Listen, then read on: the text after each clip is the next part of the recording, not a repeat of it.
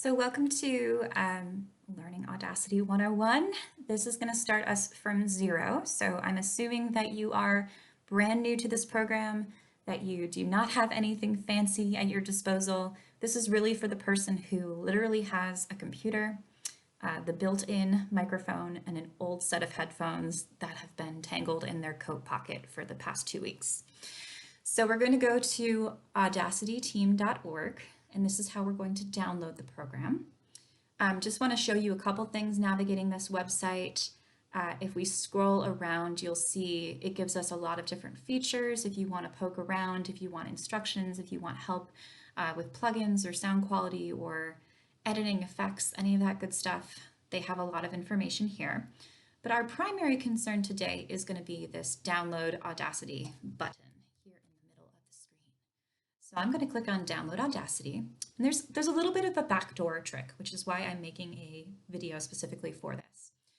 So as a Windows user, I'm going to click on Audacity for Windows. It's going to bring me to this particular page, the Download Windows page, which I will drop into the description section of this video. And then just to make things simple for everyone involved, what I'm going to do is download this zip file that does not include the user manual. And I don't need the user manual personally because I can Google most things. There are tons of websites out there that have information. There are actually forums. There's a subreddit for Audacity. So I don't need the user manual on my computer. That's fine. So I'm going to click on this right here, this Audacity zip file. And this is actually going to bring me to an external website. And here is where it gets tricky. So bear with me. So it's going to bring us to FossHub. And you do not want to click on this download video. Don't do that. It is a tricky trick. Instead, as I make this a little bit bigger, the very first link here that says Audacity Windows Installer is what you want. And if you click on that, it's going to download the executable file.